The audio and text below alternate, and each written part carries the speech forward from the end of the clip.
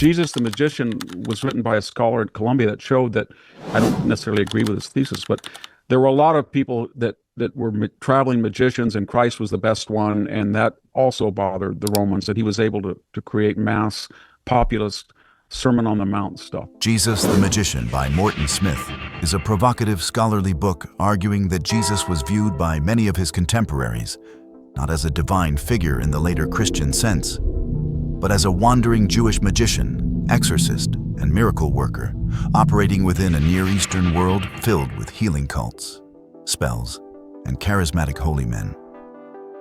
Smith compares gospel accounts of exorcisms, healings, and secret teachings to ancient magical papyri and pagan miracle traditions, suggesting that early Christians reinterpreted acts that might have looked like magic to outsiders as signs of divine authority.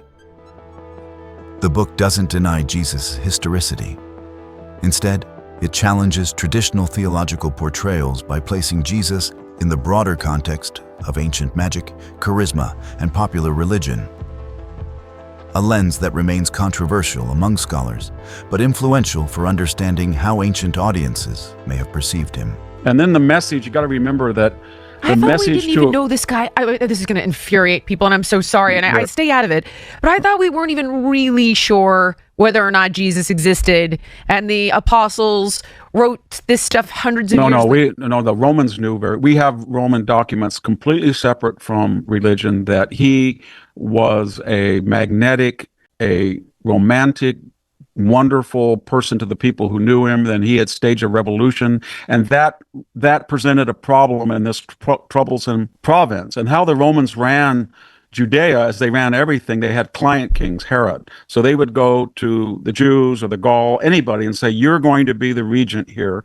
This is the protocol. We have Roman legions to keep you in line, but we want this. And it's basically a question of taxes, control. And in exchange for that, we give you roads and aqueducts and habeas corpus and civilization. And that was a deal. Jillian Michaels' stunned reaction to Victor Davis Hanson has blown up online for one simple reason. She voiced what a lot of modern people quietly assume: that Jesus' existence is somehow a historical mystery. Hanson, however, delivered the reality check. Among historians, Jesus' historicity is not controversial. What surprised Michaels is actually standard scholarship. So this sounds Judea, like the way, by the way, that we go into the developing world. Yes, and so there were regent kings, and then you always had a provincial Roman official like Pilate, who had a temporary, assignment, and he was the ultimate judge. Rome kept detailed records, and Jesus appears in multiple non-Christian sources. Tacitus, a hostile Roman historian, wrote that Christus was executed under Pontius Pilate. Josephus, a Jewish historian, mentioned Jesus as a teacher with followers and confirmed his crucifixion. Pliny the Younger wrote about Christians worshiping Christ as a god, and Suetonius noted disturbances linked to early Christian groups. These aren't theological claims.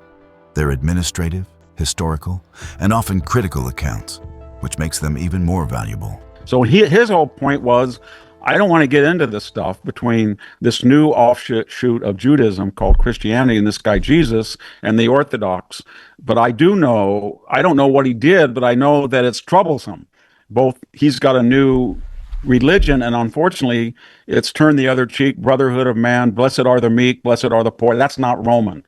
We have a Roman military ethos that the strong inherit the earth, and if an enemy offends you, you hit him twice. And this guy is preaching something very different. And oh, by the way, the local Orthodoxy doesn't like him either. So we'll just wash my hands of it and say, how do we kill two birds with one stone? I.e., not have them angry at us, and not have this revolutionary new sect. So what we'll do is we'll get Pilate, and he'll say, well, I wash my hands of it, but since these guys think he's guilty, I'll let him kill him. And then we'll blame them. At the same time, with the apostles and the next two generations, they were being killed systematically in Rome by Romans that had nothing to do with Jews. Right. Right. Yeah. So when anybody says that the Jews killed Jesus, it's more like the Romans wanted a quiet province, and they did not like Jesus and what he represented. It was anti-Roman. It was a popular revolt they thought could happen, and there was an orthodoxy that they had come to terms with and used them to keep the peace. So they said basically, well, in Judaism, in Judea, the Jewish establishment, the religious establishment, doesn't like him any more than we do, so we can get rid of him and then say the Pharisees basically did it. Michaels also assumed the New Testament was written centuries later, but Hanson corrected that too. The earliest Christian writings come within decades of Jesus' life, not centuries. For historians, that's unusually close. This is so wild. I'm sorry. I know it's not wild for people who know this information, but I genuinely thought, okay, the Jews had the Old Testament, the Torah, and then maybe there was this guy Jesus. The apostles wrote stuff, but the first guy who wrote something was like, 90 or so years later. We think maybe there's some Dead Sea Scrolls, kind of mention this guy Jesus.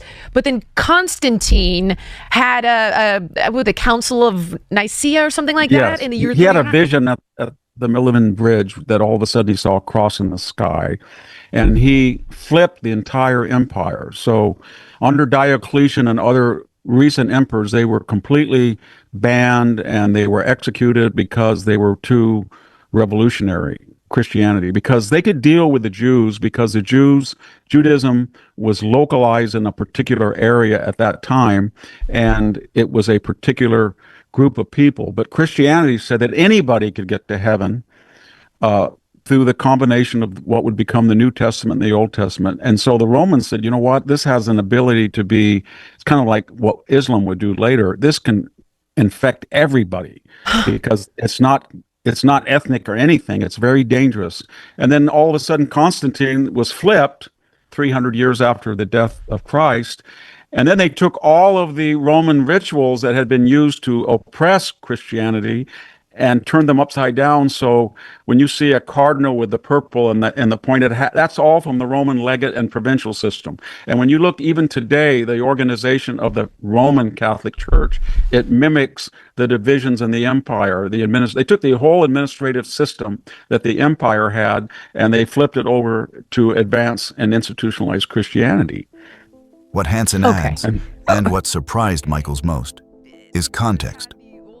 Rome ruled Judea through client kings like Herod, tolerated local religions as long as order and taxes remained intact, and crushed anything that smelled like dissent. Jesus' teachings on mercy, equality, and the value of every person undermined both Roman power and certain segments of the Jewish establishment. That convergence of threat explains his crucifixion, a Roman punishment for political troublemakers. Michael's wide-eyed reaction resonated because it revealed a gap between popular assumptions and basic historical literacy. The clip went viral not just because she was surprised, but because many viewers were too. Hanson simply articulated what scholars have known for generations. You can debate theology, but the existence of Jesus as a historical figure is one of the most well-attested facts of antiquity.